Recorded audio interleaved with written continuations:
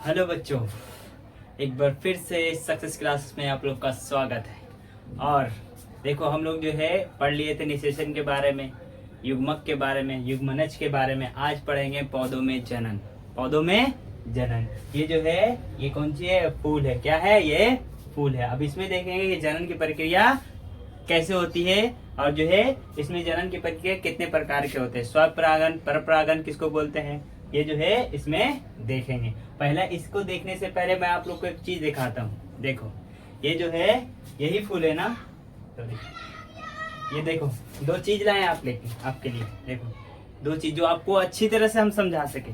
ये वाला हिस्सा देखो, ये जो है पौधा का सबसे पहला भाग रहता है, ये वाला हिस्सा देखो, ये वाला दिख रहा है, ये वाला भाग, इसको जो है क्या बोलते हैं? ब्रह्मदल बोलते हैं। ये वाला हिस्सा जो इससे घिरा हुआ रहता है, इसको प्रोटेक्ट करता है धूप से, पानी से, इसी को क्या बोलते हैं? ब्रह्मदल बोलते हैं। और जो है देखो ये वाला हिस्सा क्या कहलाता है? ये वाला हिस्सा देखो, ये वाला हिस्सा, ये जो दिख रहा है ना, कहाँ गया ये वाला, इसको क्या बोलते हैं? पुष्प, पुंकेसर। ये वाला हिस्सा जो दिख रहा है, देखो हम जो है थोड़ा एक करीब करके दिखा रहे हैं। देखो पूरा ये पुंकेसर है, ये जो है पूरा पुंकेसर है। और ये वाला हिस्सा परागकोश, इसको जो है ये छोटा सा दिख रहा होगा, देखो ये छोटा सा दिख रहा होगा, इसको क्या बोलते हैं? परागकोश बोलते हैं। परागकोश के अंदर ही परागकण होता है, परागकोश के अंदर ही परागकण होता है। और इसको जो है वर्तिकाग्र बोलते हैं। और ये वाला हिस्सा को, बीच वाला देखो, ये वाला जो हिस्सा है, इसके ऊपर एक हिस्सा था, ये वाला हिस्सा, ये जो है काची कहलाएगा? ये जो है अंडाशय कहलाएगा। उसके ऊपर एक और हिस्सा है जिसको हम वर्तिकाग्र बोलते हैं। ये वाला हिस्सा को वर्तिका बोलते हैं। आया समझ में? और जो है ये जो है इतना सारा पार्ट होता है, इतना सारा पुष्प का पार्ट होता है। और ये हिस्सा ओवरी कहलाता है, ये हिस्सा ओवरी कहलाता है। अब इसमें देखना है कि इसमें जो है जनन कैसे होता है, इसमें जो है फर्टिलाइजेशन यानी निषेचन कैसे होता है। परागकण किसको बोलते हैं, परागन किसको बोलते हैं, स्वपरागन, परपरागन किसको बोलते हैं, वो सब हम इसके बारे में आज जानेंगे। और ये स्ट्रक्चर 5 नंबर में तुमको जो है आएगा बोर्ड में, ये याद रखना, ये भूलना नहीं, ये चीज पूरा बना लेना, है समझ में। और इसके जो है आपका एक जो है डेफिनेशन, पुष्पी पादप। पुष्पी पादप किसको बोलते हैं? ऐसा पादप जिसमें जो है फूल उगता है, ऐसा पौधा जिसमें जो है काची फूल उगता है। देखो जिस पौधे में फूल उगता है उसे ही पुष्पी पादप कहते हैं, इतना याद रखना। अब जो है इसका जो है इतना स्ट्रक्चर बना लो, संरचना बना लो। उसके बाद जो है इसका एक एक जो है ब्रह्मदल का काम, परागकण, परागकोश का, वर्तिकाग्र का, वर्तिका का, और अंडाशय का, ये सब का नाम जो है काची बोल रहे हैं, काम बताएंगे। ठीक है, इसको उतार। बच्चों, हम लोग ने देखा कि पुष्प के भागों को देखा। अब इसके जो है कार्य को समझेंगे, इसका क्या कार्य है, इसका क्या काम है, इसका क्या काम है, और जो है इसकी संरचना को समझने की कोशिश करेंगे। पुष्प की संरचना, पहला है बाह्यदल। बाह्यदल देखो, जब जो है फ्लावर जो है पूरा ये में होता है, उसके पत्ती जो है पंखुड़ी एक में रहता है, तो उसका जो बाहर वाला हिस्सा इसको ऐसे घेर के रहता है, ये जो है इसी को काची बोलते हैं? बाह्य दल बोलते हैं। ये बाह्य दल इसको घेर के रहता है। देखो काची बोल रहा है, वो बाह्य दल पुष्प का सबसे बाहरी चक्र होता है, देखो है ना, सबसे बाहरी चक्र, इसको ही बाह्य दल बोलेंगे। इसकी संरचना हरे रंग की होती है, देखो हरा है, और जो है छोटी पत्ती नुमा होती है, देखो पत्ती के जैसा है ना, हाँ, जिन्हें बाह्य दल यानी इंग्लिश में इसको सेपल बोलते हैं। क्या बोलते हैं? सेपल बोलते हैं, और हिंदी में बाह्य दल बोलते हैं, के नाम से जाना। जब ये संयुक्त होता है, संयुक्त माने इकट्ठा, एक ऐसे, देखो ये जब इकट्ठा रहता है एक ऐसे, तब इसको क्या बोलते हैं? बाह्य दल पुंज कहा जाता है। क्या कहा जाता है? जब जो है इसके अंदर फूल पैक रहता है तो इसको बाह्य दल पुंज कहा जाता है। ये सहायक रंग होते हैं, ये सहायक अंग होते हैं। किस चीज के लिए सहायक होते हैं? धूप और वर्षा से बचाने का काम करता है। देखो इसका कार्य क्या है? बाह्य दल के वर्षा तथा धूप से पुष्प की रक्षा करने का काम होता है, पुष्प की रक्षा करने का काम होता है ना समझ में। इतना जो है इतना उतारो, उसके बाद हम इसके अगली संरचना के बारे में बात करेंगे। ठीक है। हाँ बच्चों, हम लोग ने क्या देख लिया? बाह्यदल के बारे में देख लिया। बाह्यदल किसको कहेंगे? और जो है बाह्यदल चारों तरफ से बंद रहता है तो उसको क्या कहते हैं? बाह्यदल पुंज कहते हैं। और जो है अब देखेंगे दूसरा इसका काम काची देखेंगे, दल चक्र। अब दल चक्र किसको कहते हैं ये समझेंगे, ठीक है। देखो दल चक्र वो पुष्प का दल चक्र, चक्र पुष्प का दूसरा चक्र फैलाता है जो बाह्य दल पुष्प के अंदर स्थित रहता है। अब जो है ये जो है पंखुड़ी होता है इसके फूल के अंदर, जो है इसके अंदर से ऊपर से घिरा हुआ अंदर रहता है, किसका, बाह्य दल के अंदर जो घिरा होता है, इसी के बारे में बात कर रहा है, दल चक्र के बारे में, यही चीज के बारे में बात हो रहा है। बाह्य दल चक्र के अंदर या ऊपर रंगीन पात्रों का एक चक्र होता है। देखो इसका एक चक्र ऐसे घुरा हुआ रहता है ना, एक दूसरे से मिला हुआ ऐसे करके पूरा रहता है। गुलाब का तुम लोग देखी होगी, देखा होगा जो है, हाँ कहाँ है चक्र। तथा इन रंगीन पात्रों को दल पात्र कहते हैं। तो इसको क्या बोलते हैं, दल पात्र बोलते हैं। तथा ये प्राय 2 या 6 दलों का बना होता है। ये 2 पंखुड़ी होगा या 6 पंखुड़ी होगा, ये जो है बात कर रहा है। ये परागकण हेतु कीटों को आकर्षित करने में। अब जो है परागकण किसको बोलेंगे, जब परागकोश के अंदर ही परागकण होता है, उसको जो है कीटों के द्वारा यानी कीड़ा मकोड़ा के द्वारा जो है वो कहाँ लेके जाएगा, वर्तिकाग्र पर। जब परागकण को वर्तिकाग्र तक वो लेके जाता है, तो इस ले जाने की प्रक्रिया को ही परागन बोलते हैं। क्या बोलते हैं, परागन बोलते हैं। तो इसके लिए परागन के लिए कार्य करता है, इसका रंग जो है रंगीन होता है, फूलों को आकर्षित करता है, इसके इसलिए खुशबूदार होता है, हेतु कीटों को आकर्षित करता है। इसका क्या कार्य है, देखो दल के रंगीन होने के कारण कीटों को आकर्षित कर परागकण में सहायक करता है। यानी परागकण बोले तो निषेचन, जनन में सहायक करते हैं, ठीक है। ये जो है करता है। अब जनन हो जाता है, देखो तो इसमें भी जनन कई तरह का हो सकता है। जो एक कीड़ों के द्वारा होता है, पानी के द्वारा भी हो सकता है, हवा के द्वारा भी हो सकता है, एनिमल के द्वारा भी हो सकता है। तो ये सब जो है धीरे धीरे इंग्लिश में बोलते हैं एनेमोफिली, एंटेमोफिली, जूफिली, हेटरोफिली, ये सब जो है इसके बारे में पढ़ेंगे इसके आगे। ये जो है ये सब इसी में है। अब इसका तीसरा दल देखेंगे, तीसरा जो है भाग देखेंगे। ये उतारो ऊपर तीसरा बता रहे हैं, ठीक है। हाँ हम लोग ने देख लिया, क्या देख लिया, दल चक्र के बारे में। दल चक्र इसको पंखुड़ी को बोलते हैं। अब जो है अब बात करेंगे पुमांग की, यानी पुंकेसर के बारे में, ठीक है। देखो पुंकेसर जो है हम तुमको दिखाए हैं, देखो ये वाला हिस्सा, ये जो है ये वाला हिस्सा लंबा दिख रहा है, देखो ये वाला हिस्सा लंबा दिख रहा है, इसी को पुंकेसर बोलते हैं। पुंकेसर पुष्प का तीसरा नर जनन भाग होता है। ये जो है नर जनन भाग होता है, जनन इसी से करता है। कौन, पादप में जनन इसी के द्वारा होता है। ये पुष्प का तीसरा चक्र होता है, जो नर अंगों का बना होता है। किसका, नर अंगों का। इसमें बहुत लंबी लंबी रचनाएं होती है। देखो इसमें बहुत सारे लंबी लंबी, देखो दिख रहा है, ये जो है सब खत्म हो गया, लेकिन ऐसे ऐसे रचना जो है दिख रहा है। देखो ऐसे ऐसे रचना बहुत सारा इसमें बना हो रहता है। तो ये जो यहाँ तक लंबा है, इसको छोड़ के, ये वाला हिस्सा को, ऊपर वाला हिस्सा को छोड़ के यहाँ तक को क्या कहते हैं, पुंकेसर बोलते हैं। ये लंबी लंबी रचनाएं पाए जिनको हम पुंकेसर कहते हैं। पुंकेसर में एक द्विपालिक संरचना होती है। पुंकेसर में द्विपालिक संरचना, ऐसे संरचना बनाए थे हम, देखो ऐसे बनाए थे ना, इसी देखो इसमें है, दिख रहा है, देखो इसमें जो है, देखो दिख रहा होगा, इसमें जो है ऐसा संरचना है, हाँ ऐसा है ना, तो उसी को काची बोलते हैं, द्विपालिक संरचना। देखो द्विपालिक संरचना होती है जिसे हम परागकोश कहते हैं, इसको हम परागकोश बोलते हैं। क्या बोलते हैं, ये छोटा वाला ऊपर वाला हिस्सा दिख रहा है, इसको परागकोश बोलते हैं। इसी के अंदर परागकण होता है, इसी के अंदर क्या होता है, परागकण होता है। देखो परागकोश पतले लचीले तंतु के सिरे के ऊपर स्थित होता है। अब परागकोश कहाँ होता है, इसके ऊपर में, देखो ये वाला हिस्सा को परागकोश बोलते हैं। और जो है उसी के अंदर परागकण की उत्पत्ति होती है। देखो परागकोश में परागकणों की उत्पत्ति होती है, यानी इसी में परागकण बनता है। अब जो है ये देख लिए। अब अगला पार्ट देखेंगे जयांग। बीच में हम ऐसा दिखाए थे, ऐसा हम ऐसे संरचना बनाए होंगे, और उसका बीच में जो है अंडाशय है, बीच में ऐसा बनाया। अगर नहीं बनाया तो इसको बना देना। और इसको ही क्या बोलते हैं, जयांग बोलते हैं। क्या बोलते हैं, जयांग। अब जो है चौथा हेडिंग दो, जयांग ध्यान देंगे। चौथा हेडिंग जयांग, इसके बारे में लिख, पुमांग के बारे में यानी पुंकेसर के बारे में देख लिया। अब चौथा देखेंगे किसके बारे में, जयांग के बारे में। जयांग किसको बोले, देखो सब चीज दिखा रहे थे ना, ये भी दिखाते। देखो हम लंबा वाला भाग दिखाए थे, लंबा वाला भाग, ये वाला भाग दिखाए थे ना,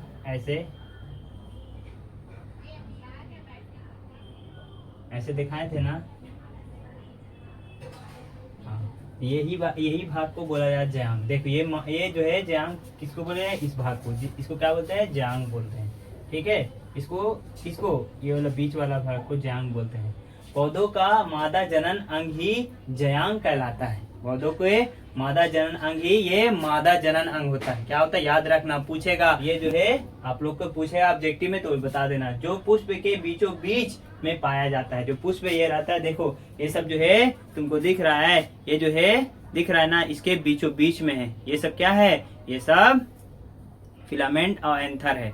यानी कि देखो ये बीच में जो है ये रहता है, देखो यही है क्या, ज्यांग। ये बीचों बीच में होता है, देखो इसके बीच में होता है और आधार पर उभरा हुआ रहता है। देखो आधार पर उभरा हुआ है ना, दिख रहा है ना, उभरा हुआ है और मध्य में लंबा भाग वर्तिकाग्र कहलाता है। ये जो है ये वाला भाग क्या कहलाता है, ये वाला भाग वर्तिका कहलाता है। क्या कहलाता है, वर्तिका कहलाता है। और ये वाला भाग जो है वर्तिकाग्र कहलाता है। क्या कहलाता है, वर्तिकाग्र।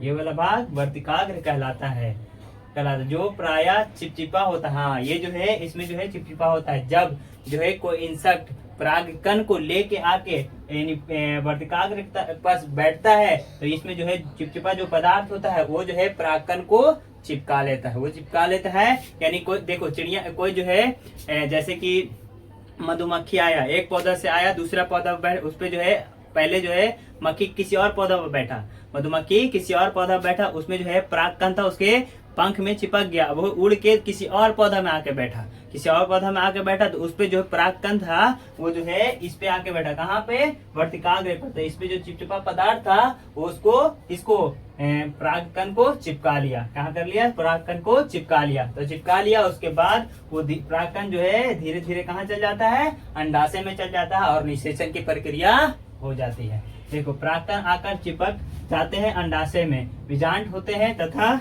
प्रत्येक बीजांड में एक अंड कोशिका होता है। इसी को ज्यांग बोलते हैं। इतना कुछ लिखना पड़ेगा वो पूरा स्ट्रक्चर में, तब तुमको जाके 5 नंबर देगा। अगर तुम नहीं लिखोगे ना तो तुमको 5 नंबर नहीं मिलने जा रहा है। तो उतारो। अब जो है आगे देखते हैं परागकण किसको बोलते हैं। ठीक है, हम लोग ने देख लिया ज्यांग के बारे में। अब जो है काची देखते हैं, आगे देखेंगे, आगे बढ़ते हैं। देखो पुष्प का नर जनन अंग पुंकेसर, ये तुमको एक नंबर ऑब्जेक्टिव में पूछेगा। मादा जनन अंग ज्यांग, ये चीज याद रखना। अब जो है हम देखेंगे रासायनिक अनुवर्तन किसको बोलते हैं, रासायनिक अनुवर्तन किसे कहते हैं। अब तुम लोग, हम जो है अब एक स्ट्रक्चर बनाए थे ना, ये वाला बार बार तुम लोग को इससे समझाने की कोशिश कर रहे हैं। ऐसे बनाए थे और जो है ऐसे बनाए थे ना। अब जो है इसको क्या बोलेंगे, पराग कोश बोलते हैं। पराग कोश के अंदर ही काची रहता है, पराग कण रहता है। जब मधुमक्खी जो है बैठता है किसी दूसरे फल में, यहाँ पे बैठा, कहाँ पे, यहाँ पे बैठा किसी दूसरे फूल में, और जो है उसके बाद उसका जो है परागकण आके यहाँ पे चिपक गया, परागकण यहाँ पे चिपक गया और ये परागकण धीरे धीरे कहाँ जाएगा, अंदर जाएगा। कहाँ, अंडाशय में। ये जो है परागकण की जो गति होती है उसी को रासायनिक अनुवर्तन कहते हैं। परागकण देखो, परागन नली में परागकणों की जो गति होती है उसे ही रासायनिक अनुवर्तन कहते हैं। हो गया। अब इतना उतारो, अगला क्वेश्चन। तो ये समझ में आएगा तो फिर सोचो सब समझ में आएगा। देखो ठीक,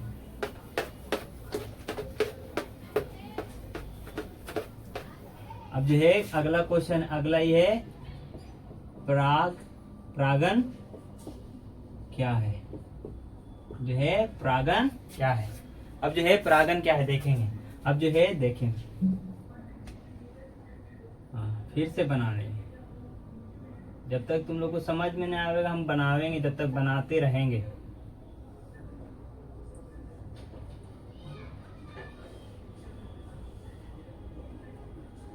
इसको क्या बोलेंगे, देखो इसको ही, इसके अंदर क्या होता है, परागकण होता है। क्या होता है, परागकण। अब ये परागकण इस पे स्टिग्मा यानी वर्तिकाग्र पर, वर्तिकाग्र पर। ये जो है प्राक्कन वर्तिकाग्र पर आता है, तो इसी को आने की प्रक्रिया को परागन बोलते हैं। क्या बोलते हैं? परागन। परागन दो तरह का होता है, स्वपरागन और परपरागन। अब इसको डेफिनेशन हम जो है अच्छी तरह से लिखा रहे हैं। प्राक्कन पे आएंगे, परागन पे आएंगे। परागन कहते किसको? देखो समझने की कोशिश करो। ये जो है परागन कहते किसको, उसको समझाने की हम कोशिश करेंगे। ठीक है, समझने की पूरी कोशिश करना, मैं आसान तरीके से बताने की कोशिश करूंगा।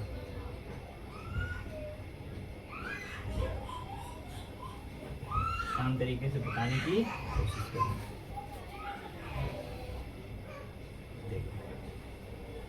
ये बन गया। इसको काची बोलते हैं? पराग कोश बोलते हैं, याद है ना? इसको पराग कोश बोलते हैं। पराग कोश के अंदर ही क्या होता है? पराग कण होता है। पराग कोश के अंदर ही पराग कण होता है। जब तितली या फिर मधुमक्खी पेड़ के फूल पे बैठता है तो उसके शरीर पे क्या चिपक जाता है? यही पराग कण जो है चिपक जाता है। मान लो इस पे बैठा, मधुमक्खी इस पे बैठा के इसका जो है परागकण इस पे चिपक गया, और उसके बाद चिपकने के बाद वो जो है वर्तिकाग्र तक, यहाँ तक वर्तिकाग्र तक जो है वो यहाँ चिपका, उसके बाद उड़ के वर्तिकाग्र तक बैठा आगे। तो इस पे जो है जो भी परागकण था उसके शरीर में चिपका हुआ था, ये जाके वर्तिकाग्र पर बैठा, तो यहाँ पे एक चिपचिपा पदार्थ रहता है जो परागकण को चिपका लेता है। इसी प्रक्रिया ये जो है, अगर ये सेम पौधा में होता है, अगर ये जो है परागकण यहाँ से निकला और यहाँ तक पहुंच गया वर्तिकाग्र तक, तो इसे स्वपरागन कहते हैं। और यही अगर वर्तिकाग्र ये जो है कोई और पौधा है या कोई और पौधा है, ये किसी और चीज का पौधे का फूल है, ये कोई और पौधे का फूल है, अगर परागकण यहाँ से मधुमक्खी यहाँ बैठा और उसके बाद यहाँ आके बैठा दूसरे फूल पे, तो इसको जो है पर परागन कहेंगे। तो आया समझ में? परागन किसे कहेंगे? अगर देखो परागन कहते कि जब किसी पुष्प का परागकण, देखो परागकण इसको बोले थे, इसके अंदर ही पुष्प के अंदर ही परागकण निकल कर किसी दूसरे पुष्प या फिर किसी दूसरे पौधे के पुष्प तक पहुंच जाता है, तो इस प्रक्रिया को परागन कहते हैं। ये जो है मधुमक्खी बैठा और इसके शरीर पे परागकण चिपक गया, उड़ के दूसरे फूल पर बैठा, उस पे जो है परागकण चिपक गया, तो ये ही क्रिया क्या कहलाता है? परागकण कहलाता है, परागन कहलाता है, परागन कहलाता है। ये क्रिया, परागन की क्रिया कितने तरह का होता है? दो तरह का होता है, स्वपरागन और परपरागन। स्वपरागन किसको कहेंगे और परपरागन किसको कहेंगे? स्वपरागन जो है, अगर मान लो ये एक ही पौधा है, ये जो है एक ही फूल है, ठीक है, ये जो है परागकण यहाँ से तितली बैठा इसके शरीर पे, तितली के शरीर पे परागकण चिपक गया, और वो फिर कहाँ? उसी पौधे के वर्तिकाग्र तक, उसी पौधे के वर्तिकाग्र पर जाके बैठा, तो यहाँ जो है परागकण यहाँ चिपक जाएगा, तो इसे ही स्वपरागन कहते हैं। और जो है परपरागन, अगर यही मधुमक्खी किसी दूसरे पौधे के फूल पे बैठेगा, यानी मान लो यहाँ पे पहले बैठा था, अब उड़ के कहाँ बैठा? यहाँ आके बैठ गया, तो इसको जो है यहाँ के बैठा, तो इस क्रिया को क्या परपरागन कहते हैं। अब स्वपरागन में तुम लोग देखो, गुलाब के फूल देखो, घर में उगाए होगे, तो उसमें देखोगे कि जो हम लोग फूल उगाते हैं वो उसका पंखुड़ी पूरा फैला होता है। काहे फैला होता है? तो उसमें जो है स्वपरागन होता है। यानी ऐसा क्रिया देखने को मिलता है कि बहुत सारे लड़के अपने मोहल्ले में एक दूसरे को सेट कर लेता है, उसके बाद उसका जो नन्ना मुन्ना खिलौना आता है, तो वो जो है थोड़ा सा अनबुद्धि का होता है, तो माँ बोलते है कि ये तो बेटा बाप पे गया है, और जब तो इसलिए जो है जब स्वपरागन होता है तो वो जो है पूरा खिल जाता है, खिला हुआ रहता है, खूबसूरत बनाने लगता है। तो मार्केट में देखोगे तो जो गोल गोल रहता है वो कितना खूबसूरत रहता है, तो उसमें जो है परपरागन होता है। यानी कि एक मोहल्ला का लड़का का शादी किसी दूसरे शहर में या गांव में हुआ, तो जो आने वाला संतान जो है वो बहुत तेज होता है, नन्ना मुन्ना खिलौना जो है वो बहुत तेज होता है। तो ये जो है ऐसी प्रक्रिया परपरागन का होता है, जो जब क्रॉस कराया जाता है तब जो है जब फूल उगता है तो वो बहुत खूबसूरत होता है, यही कारण है। अब जो ये इसको उतारो, अब जो है स्वपरागन और परपरागन की डेफिनेशन को हम लिखाएंगे। क्या देख लिया? परागकण किसे कहते हैं? परागकण दो प्रकार के होते हैं। अब जो है परागकण दो प्रकार के, स्वपरागन और परपरागन। परागन जो है कहते हैं किसको? जब स्वपरागन किसको कहेंगे? जब एक पौधा से परागकण निकलकर उसी पौधा के वर्तिकाग्र तक पहुंचता है तो जब ये क्रिया होती है तो उसे स्वपरागन कहते हैं। अब परपरागन किसे कहते हैं? जब किसी परागकोश से परागकण निकलकर किसी दूसरे पौधे के वर्तिकाग्र तक पहुंचता है तो इस क्रिया को परपरागन कहते हैं। देखो लिखा हुआ है, जब परागन की क्रिया दो विधियों में होता है, स्वपरागन और परपरागन। स्वपरागन और परपरागन। जब परागकण की क्रिया किसी पुष्प के परागकोश से निकलकर उसी पौधे के पुष्प पर पड़ता है तो वो स्वपरागन कहता है। ये जो है ये पौधा से निकलकर, मान लो ये पौधा से निकलकर इसी के वर्तिकाग्र तक पहुंचता है तो क्या बोलेंगे? इसको स्वपरागन कहेंगे। परपरागन यानी एक पौधा से निकलकर दूसरे पौधा के वर्तिकाग्र तक पहुंचता है तो ये क्रिया परपरागन कहता है। मतलब कि कोई लड़का का शादी जो है एक मोहल्ला से दूसरे शहर में हो रहा है तो ये क्रिया क्या कहलाएगा? वर्तिकाग्र कहलाएगा। परागकण, ये वर्तिकाग्र बोले परागकण कहलाएगा, परपरागन कहलाएगा। देखो परपरागन किसको कहेंगे? जब किसी लड़के का शादी जो है एक मोहल्ला से किसी दूसरे शहर या गांव में होता है तो ये क्रिया परपरागन कहलाएगा। देखो परपरागन, जब परागन की क्रिया किसी पुष्प के परागकोश से परागकण निकलकर किसी दूसरे पौधे के पुष्प पर पड़ता है तो वो परागकण कहलाता है। आया समझ में? हाँ, तो आज जो है इतना ही रहने देते, बाकी का कल देखेंगे। वीडियो जो है अगर आप लोग को अच्छा लगा तो सब्सक्राइब कीजिएगा, शेयर कीजिएगा और कमेंट में करके जरूर बताइएगा कि क्या नहीं समझ में आया। ठीक है, और जो है